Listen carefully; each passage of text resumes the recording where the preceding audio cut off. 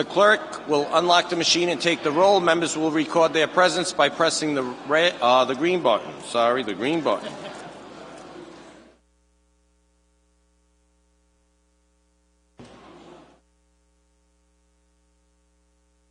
Has every member recorded their presence? Leader Newberry. What I want you to be able to not vote.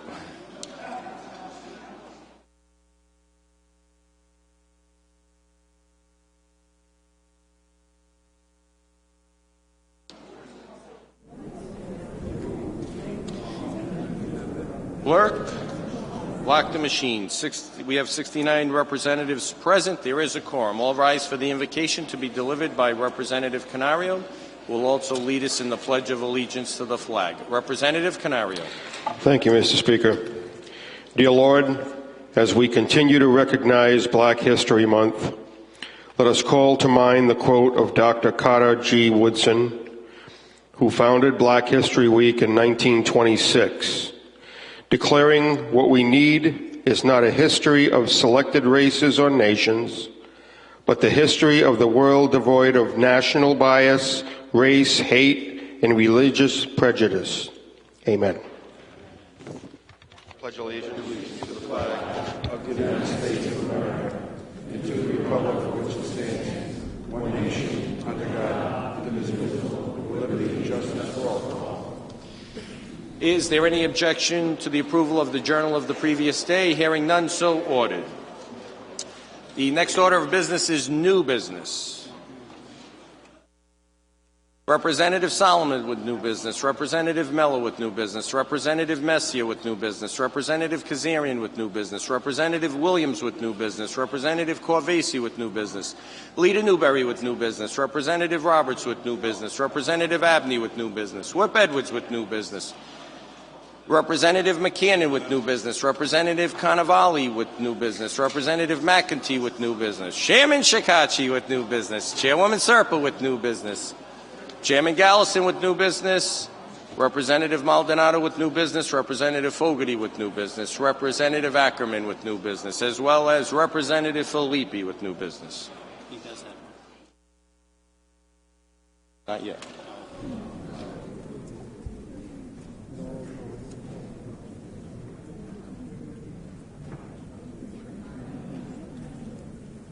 Any further new business?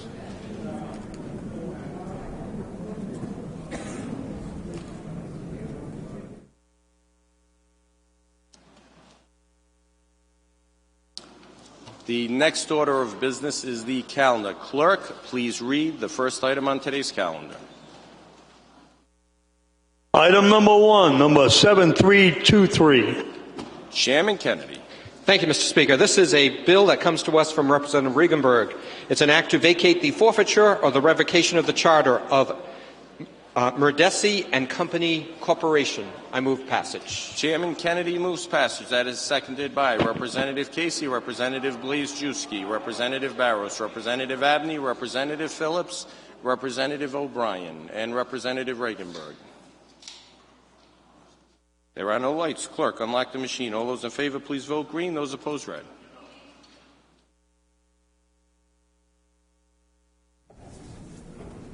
Clerk, lock the machine. 69 in favor, 0 opposed. The act prevails. Next item, Clerk. Item number 2, number 7278. Chairman Kennedy. Thank you, Mr. Speaker. This bill comes to us from Representative Carson, who has been working on a Special Study Commission. This is a House resolution extending the expiration date of the Special Legislative Commission to study the methods for growing tourism in the state of Rhode Island through coordinated branding and marketing efforts. I move passage. Chairman Kennedy moves passage. That is seconded by Representative Carson, Representative Cannavale, Representative Marshall, Representative Filippi, Representative Phillips, Representative Barros, Representative Abney, Representative Solomon, Representative Kazarian, Representative Casey, Representative Blazejewski, Representative Riley, Representative Messier, Representative Morin, Chairman Azanaro, Representative Maldonado, Representative Fogarty, Representative Ackerman, Representative McEntee, Representative Ruggiero.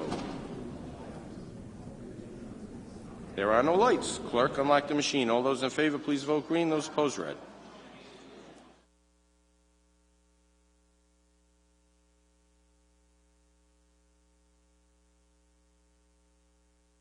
Has every representative voted? Representative O'Brien? Clerk, lock the machine. 69 in favor, 0 opposed. The act prevails. Next item, Clerk. Item number 3, Senate 2246, sub A as amended. Chairman Gals.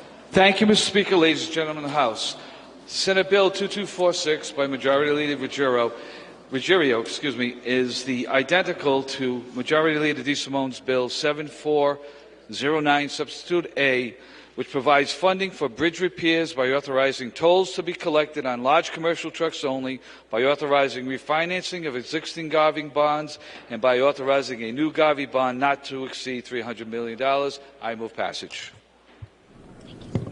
Chairman Galveston moves passage. That is seconded by Representative O'Grady, Representative Regenberg, Leader DeSimone, Representative Agello, Representative Jacquard, Representative Ruggiero, Representative McLaughlin, Chairman McNamara, Whip Edwards, Representative Coughlin, Representative Kazarian, Representative Blizewski, Representative Johnson, Chairman Keeble, Representative Casey, Representative Barros, Representative Abney, Representative Ucci, and Representative Marshall, and Representative Slater, as well as Representative Palangio and Representative O'Brien. Chairman Craven.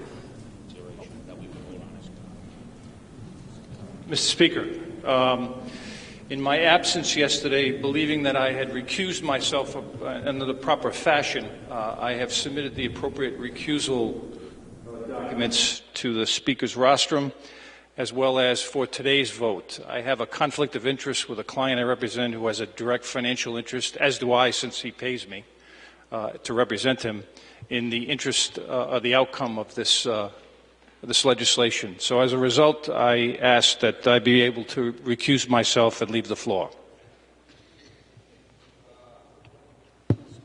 So ordered. You're requesting a recusal per conflict. I'm going to sign them both while acknowledging that one is for yesterday, but I'm receiving it today. But I will sign it and enter it into the record today. Thank you, Your Honor.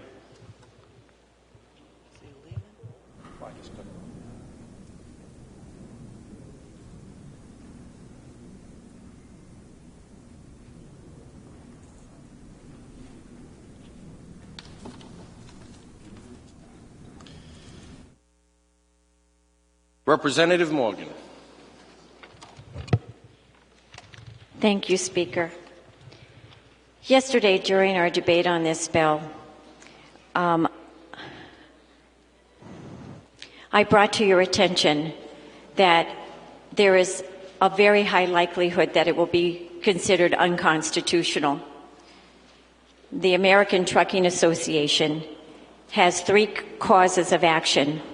One is that we will try to limit free access to the roads while a truck is trying to do commerce.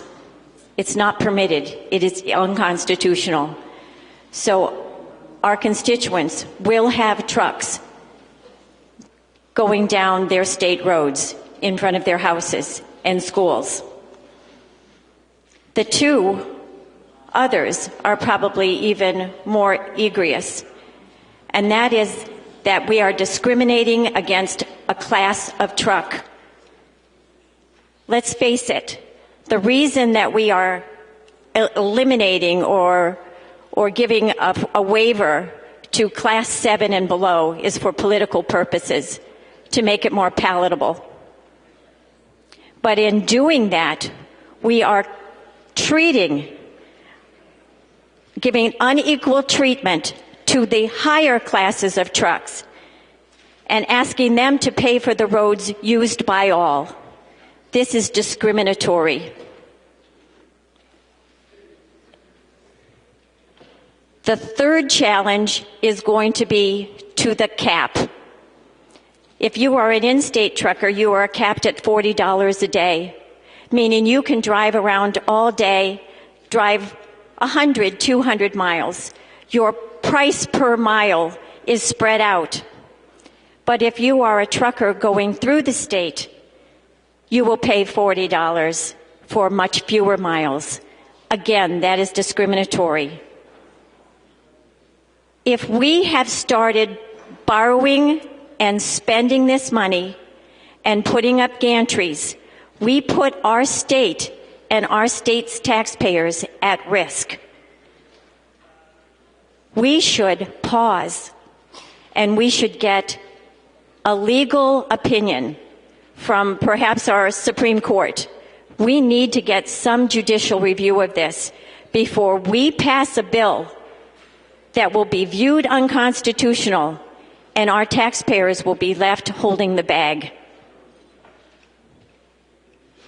I hope you will defeat this bill as it comes to us from the Senate, because these are serious concerns that will hurt everyone in Rhode Island.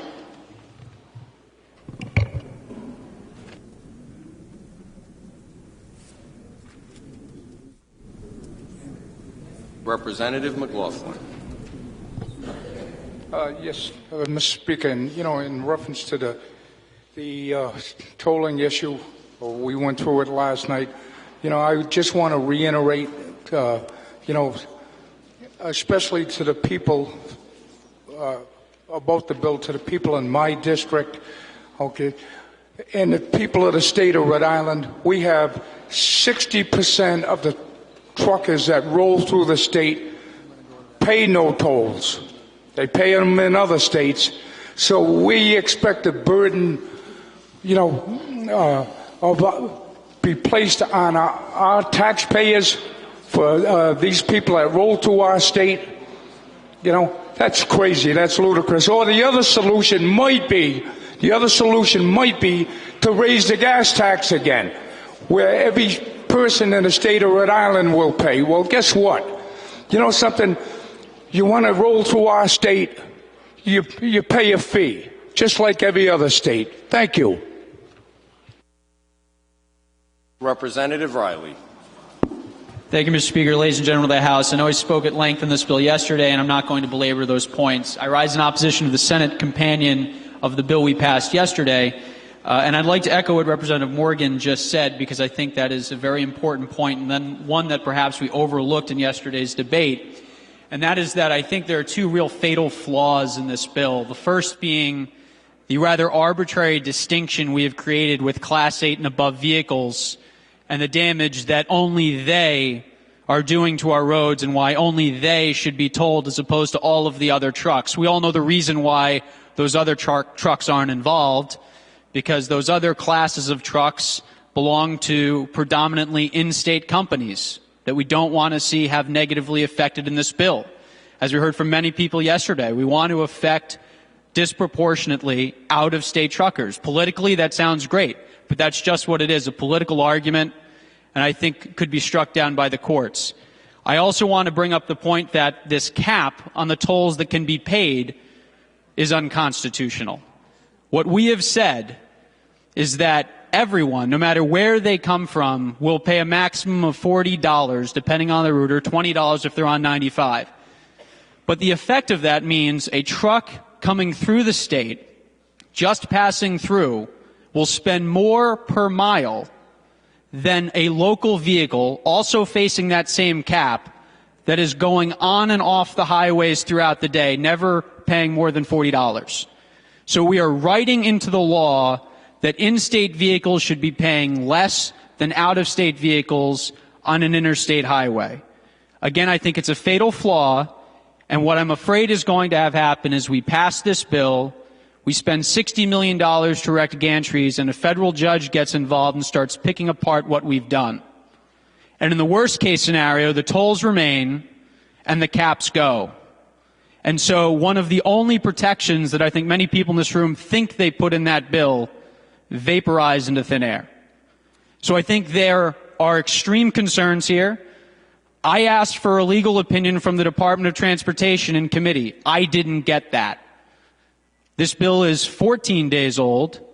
I don't think the proper amount of analysis has gone into it and its potential implications, and I fear what will happen once we give all of the power over to DOT and the repercussions begin to happen and they're all out of our hands. So I want everyone to think about that. You have another chance to kill this bill, and I hope you take it. Thank you. Lita DeSimone. Thank you, Mr. Speaker. Ladies and gentlemen, we all debated this bill, this exact bill, last night. Over 7 hours of debate. We covered every topic, including the legality. I don't want to insult my colleagues and do the same debate, but I think it's suffice to say that we all know that we're the legislative branch of government. We make the laws, and if some other branch of government determines that those laws aren't correct, then that's their job. Our job is to set policy and make laws. We've debated this ad nauseum. We all know the issue. We've already taken a vote. So I would urge my colleagues, let's do our public duty and let's vote this bill. Thank you. There are no lights. Clerk, unlock the machine. All in favor, please vote green. Those opposed, red.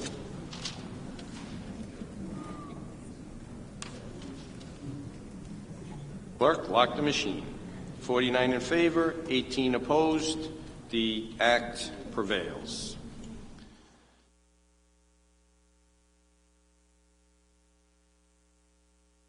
That concludes the calendar, correct, Clerk?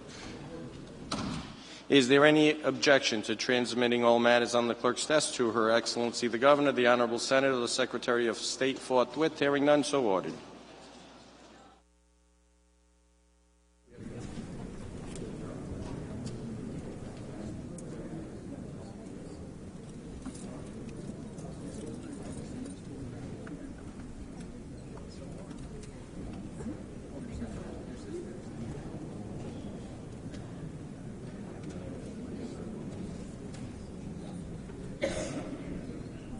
Chairman McNamara with new business. Representative Carson with new business. Representative Bennett with new business. Deputy Speaker Lima with new business. Whip Edwards with new business. Representative Ucci with new business. Chairman Shikachi with new business.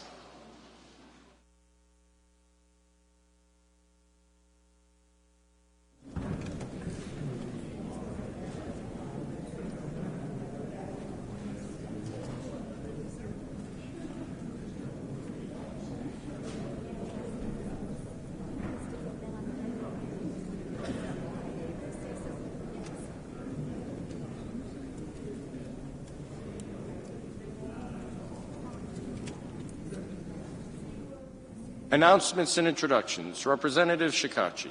Thank you, Mr. Speaker. Ladies and gentlemen of the House, it is my pleasure to introduce my intern for this legislative session. Mr. Alex Pullen is from the town of Coventry. He is a double major at Providence College in political science and global studies. He has done service work in Mexico, Jordan, and South Africa. He hopes to go to law school and enter a career in politics. He is my intern for this session. He's helped not only myself, but the entire Labor Committee. Ladies and gentlemen, Mr. Alex Pullen. Thank you.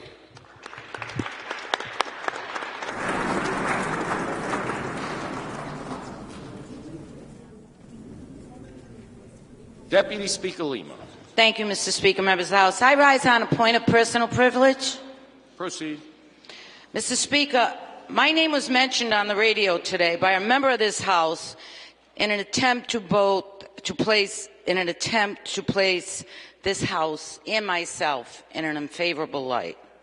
Representative Filippi, for his own personal political gain, gave a false impression of a floor exchange yesterday in which I attempted in the fastest to get the fastest way possible to answer a question of another member of this House.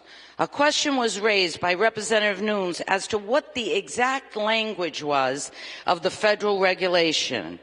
In an effort to speed up the debate, I Googled the federal regulation rather than waiting for a hard copy to be delivered to the floor. No one in their right mind could expect a member to know the exact wording of a federal regulation by heart. However, this did not stop Representative Filippi for criticizing both me and this House for not having the exact language of a federal regulation, which was not in the original bill, but in the amendment. Shame on Representative Filippi for trying to place this House in an unfavorable light for his own political gain. Thank you.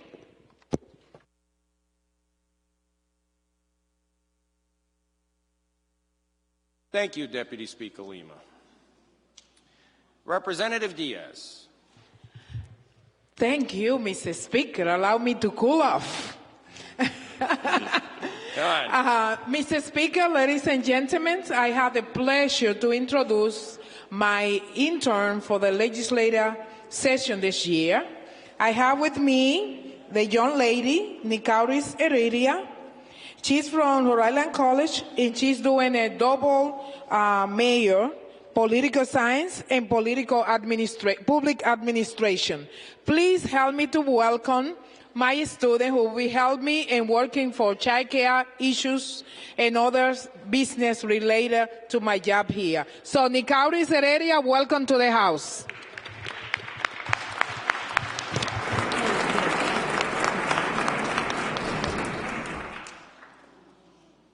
Representative Lancia with new business.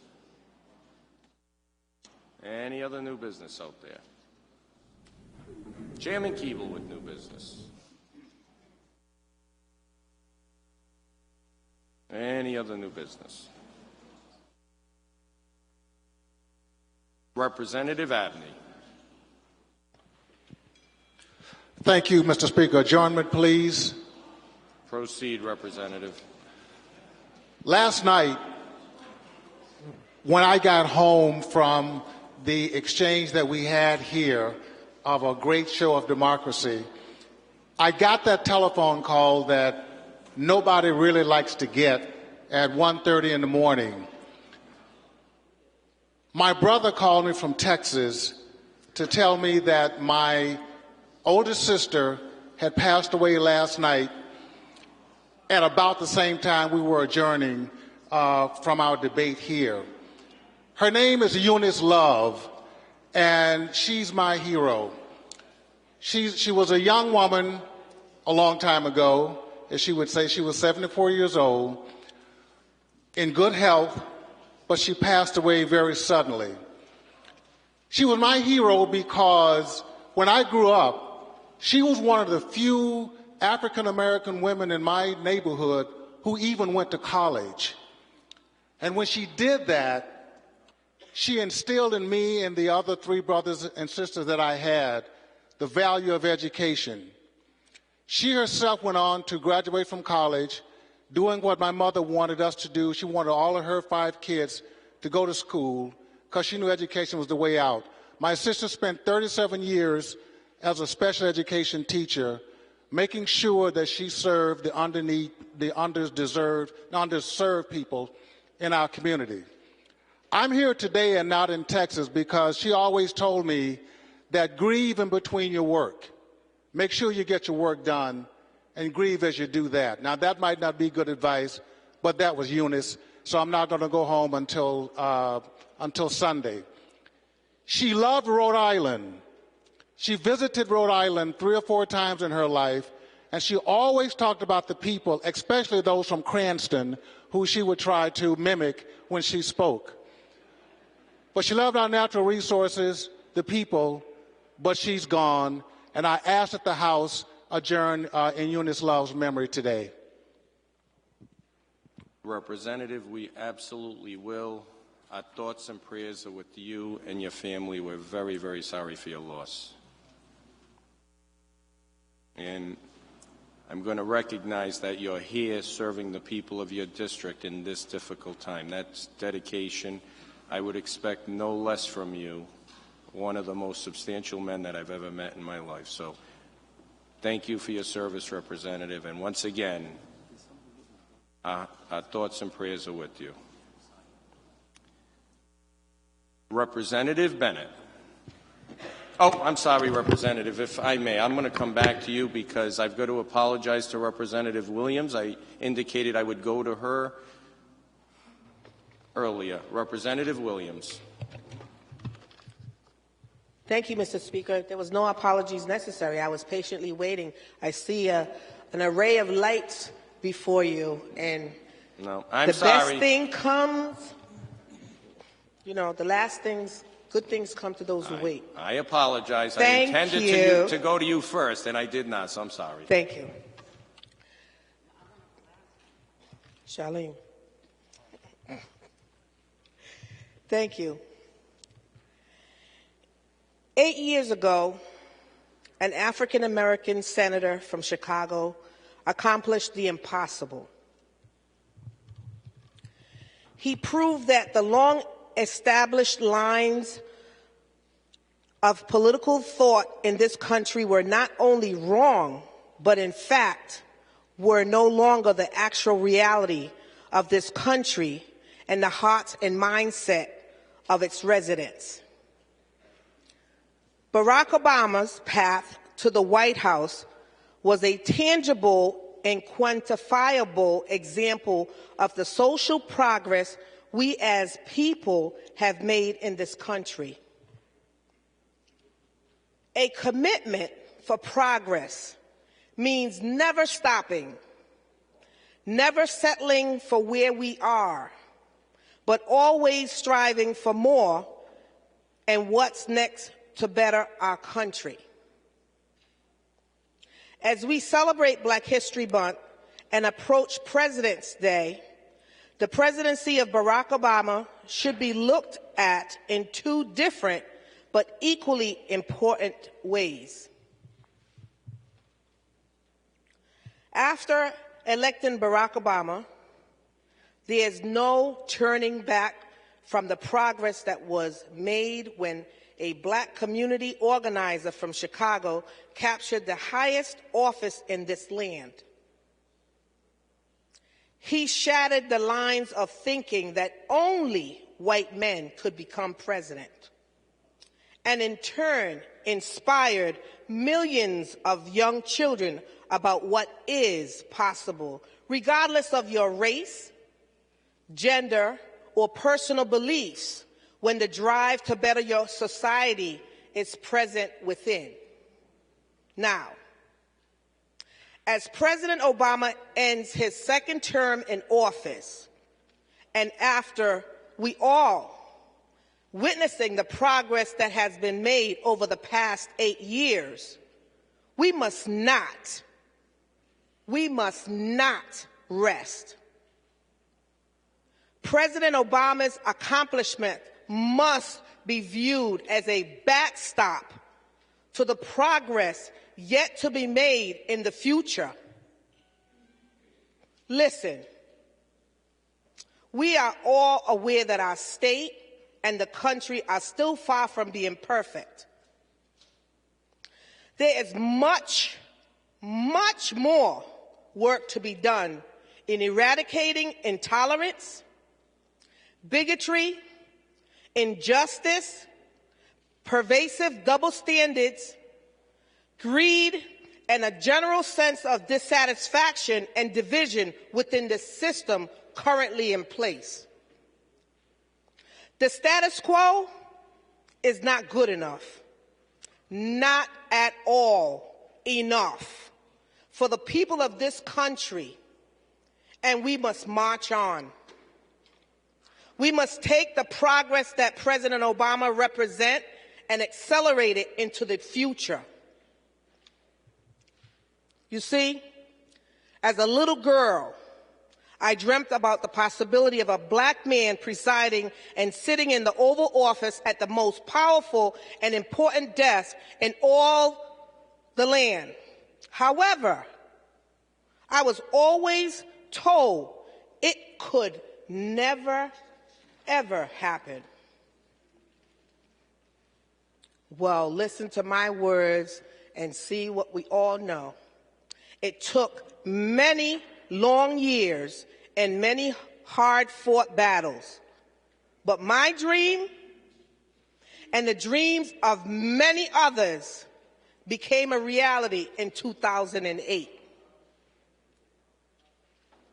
As we gather on Monday with family and friends to memorialize our country's past presidents, as well as to celebrate the proud traditions of African Americans through Black History Month, I urge each and every one of you here today to meditate upon what our current president represents, what he and we have fought for, and what we must do to carry on the legacy of pulverizing divisive barriers to social change, and recognizing the diverse and adept community of people we call Rhode Island and the United States of America. Now, 8 years later, and less than 1 year left in Obama's historic legacy in office, and as we approach President's Day, I stand here before you and I ask all of you, moving forward, what will you do to eliminate the injustices and disparities in our state and our country for the reality of a better future? Thank you, Mr. Speaker.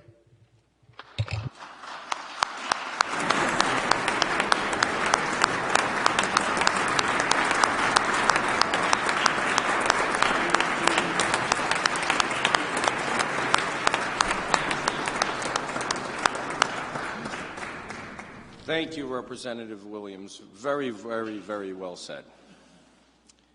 Representative Tabone. Thank you, Mr. Speaker. Mr. Speaker, if you could please vote me in the affirmative on items 1, 2, and 3. So ordered.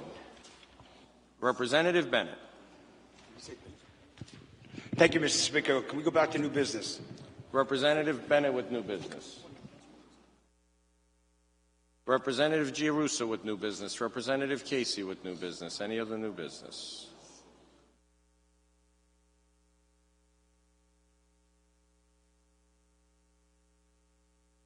Representative Ucci. Thank you, Mr. Speaker. Request for adjournment. Proceed. I respect that the House adjourned today in the memory of Jeanette Quick. Jeanette was the wife of Clayton Quick and the mother of Glenn Quick and Lori Nero. Jeanette, known my entire life, and she'll be sorely missed by her family. Thank you, Mr. Speaker. We will, Representative. Thank you. Representative Filippi. Representative Filippi passes. Deputy Speaker Lima. Thank you, Mr. Speaker, members of the House. On my point of personal privilege, there was some confusion as to what happened. I want to apologize to Representative Filippi because it was not him that said it. It was the head of the Republican Party, Brandon Bell. We just confirmed that. And he sounds like him. And he was talking about Representative Filippi, and they were replaying it. And so it was not him. I apologize to you, Representative, for making that accusation. I was wrong on that. It was Brandon Bell that did it, and that's where the confusion came in. Thank you. Thank you, Deputy Speaker. Representative Filippi. Thank you, and I accept your apology wholeheartedly. Brandon and Bell and I sound similar. We do. I would never do something to bring any member of this House or this House in disrepute, and you're my friend, and I thank you for just saying that. Thank you, Representative Lima. Representative McEntee.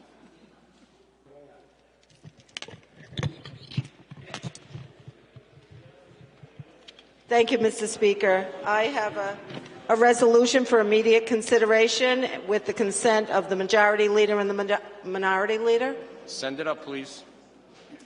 Oh, wait, not that one. Here you go. Thanks. Proceed. Thank you.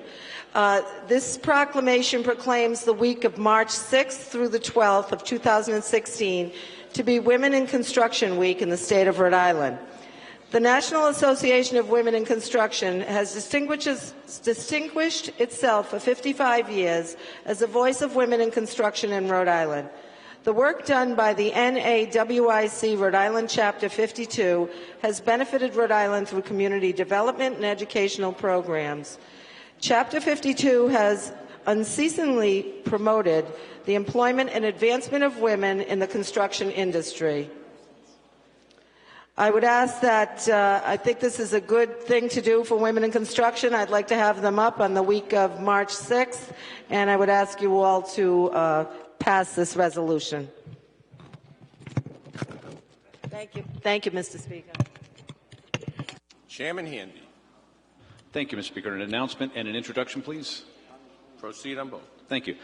First, the announcement. The Environment Committee is going to be meeting at the Rise in the House Lounge. It's going to be a quick hearing. We have one vote. And again, I urge everyone, if they could, just to please come in so we can get that done and get moving on. And the second thing, Mr. Speaker, I wanted to introduce everybody to my intern, Carson Moore, my constituent, and his sister actually did some work for me on in the past as well. So I'm excited to have a second member of the family, the Moore family, helping me out. He's at Rhode Island College studying political science and public affairs, and I'm excited to have him working for me as well. Thank you, Mr. Speaker.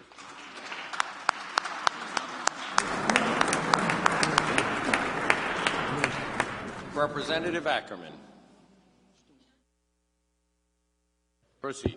House Committee on Municipal Government will be meeting at the Rise today in room 101.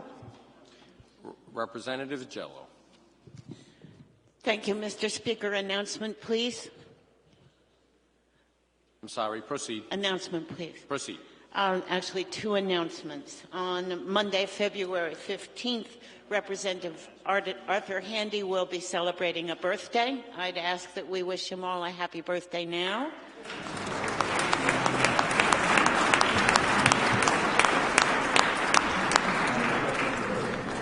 Happy birthday, Chairman. Maybe we'll have to get together for one of our breakfasts next week. Proceed. And then on Wednesday, Mr. Speaker, members of the House, Wednesday, February 17th, Joy Hearn will be celebrating a birthday. So, happy birthday to Joy. Happy birthday, Joy, in advance. Representative Hearn. An announcement, Mr. Speaker. Proceed.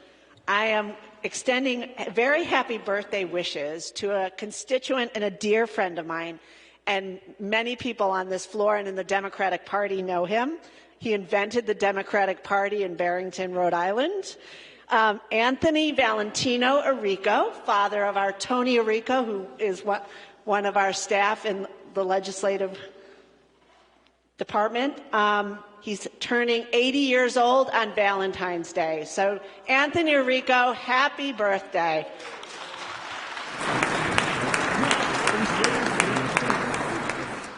Happy birthday, Anthony.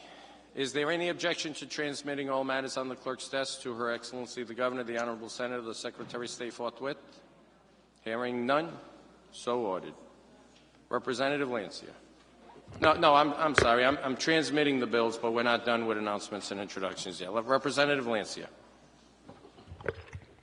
Thank you, Mr. Speaker, and I want to thank Representative Williams for her well-timed words. I, too, concur with much of what she said, and she's asking, what are we going to do? Well, what I'm going to be doing Monday is I'm going to be hosting a Black History Child's Reading event in the Governor's Stateroom at 5:30 p.m.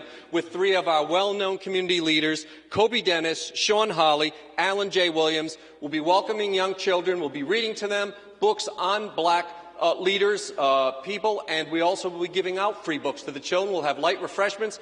Everyone is invited. It's at 5:30 p.m. And, Speaker, I also took the liberty of inviting students from the school in your district where Kobe Dennis has visited previously, Oak Lawn Elementary as well. And I just want to let everybody know that. So thank you so much for those words, Representative Williams, and we are trying to live those words. So thank you so much. Thank you, Speaker. Thank you, Representative.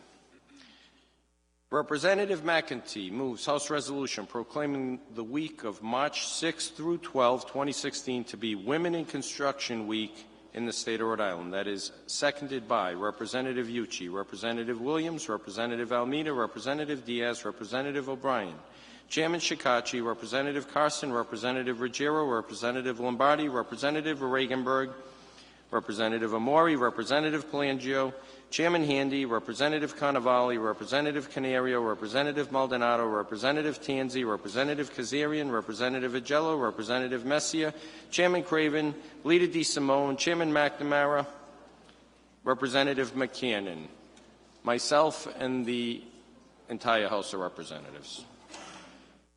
All in favor, aye. All opposed, nay. The ayes have it. Clerk, please read.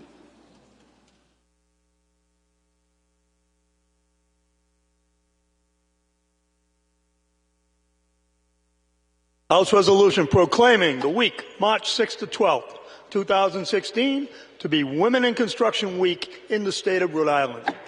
Whereas the National Association of Women in Construction has distinguished itself for 55 years as the voice of women in construction in Rhode Island. And whereas the work done by the NAWIC Rhode Island Chapter 52 has benefited Rhode Island through community development and educational programs. And whereas the NAWIC Rhode Island Chapter 52 has unceasingly promoted the employment and advance of women in the construction industry. And whereas the construction community, presented by the Rhode Island Chapter 52, has been a driving force in fostering community development through renovation, beautification projects, promotion of skilled trades careers, and a positive vision of the future. And whereas Chapter 52 has sought to achieve successful results for Rhode Island and surrounding areas in a cooperative spirit with other organizations. Now, therefore, be it resolved that this House of Representatives of the State of Rhode Island and Providence Plantations hereby proclaims the week, March 6 to 12, 2016, as Women in Construction Week, and moreover, recognizes the NAWIC Rhode Island Chapter 52 and its many dedicated volunteers for its steadfast efforts on behalf and in support of women in construction.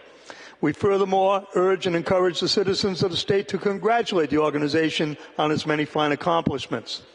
Be it further resolved, the Secretary of State being hereby is authorized and directed to transmit a duly certified copy of this resolution to Carol O'Donnell, past Director, NAWIC Rhode Island, Chapter 52. Representative Marcello. Announcement, Mr. Speaker. Proceed. Thank you, Mr. Speaker. It gives me great pleasure to introduce to the House my intern for this legislative session, Christina Deji Giovanna. I should be able to say that, but I can't. She's a sophomore at Brown University who's majoring in public policy and also literature, so she's got a great combination. Her first real day was yesterday, and she wanted to know if all the debates were like that. I quickly told her that it was not. But anyway, welcome to the House, and I look forward to working with you. Thank you.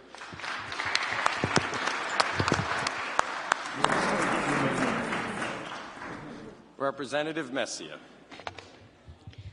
Thank you, Mr. Speaker.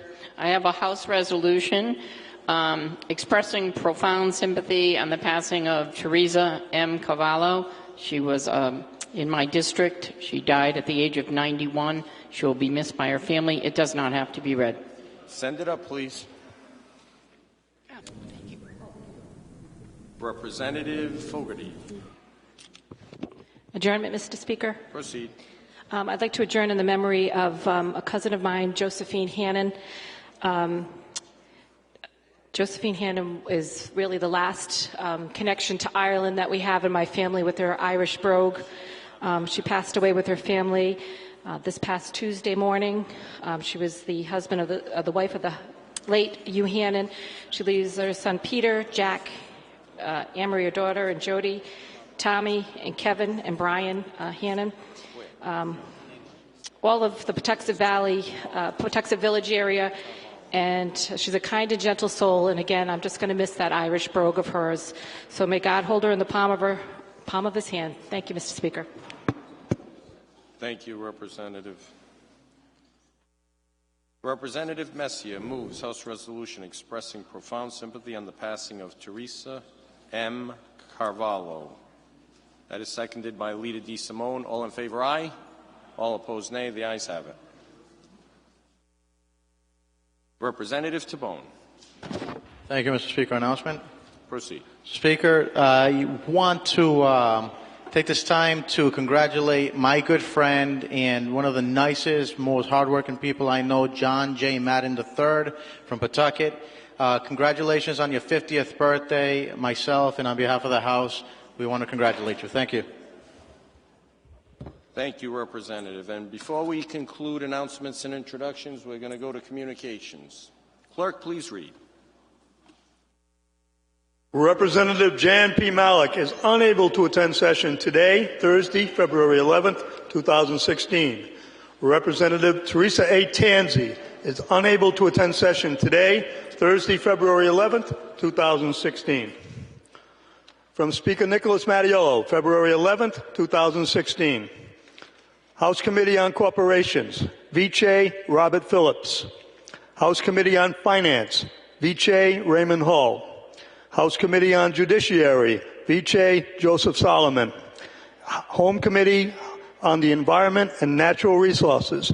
That should read House Committee. Add Raymond Hull. Thank you, Clerk. Leader DeSimone. Thank you, Mr. Speaker. Announcements, please. Proceed. First, I'd like to wish everyone a well-deserved recess next week. We hope you have a wonderful time wherever you're going or whatever you're doing. Secondly, as you all know, originally the deadline for introduction of public bills was today. However, we're going to extend that until February 23rd, but it is still necessary for you to submit your request by the end of the day to Ledge Council so that it'll be ready for February 23rd. So please make your request today by the end of the day. After that, you'll have to use Rule 7D to put in public legislation. Finally, the governor will be signing the roadworks legislation in the state room immediately following today's session, and everyone is invited to attend. Thank you, Mr. Speaker. Thank you, Leader. Clerk, without objection, transmit the two resolutions that we just did.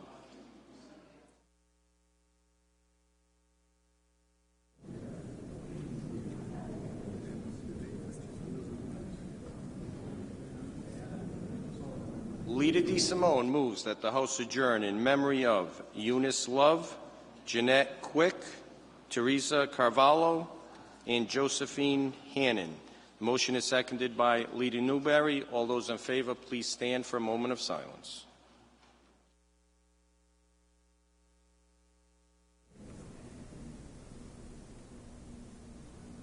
The House stands adjourned.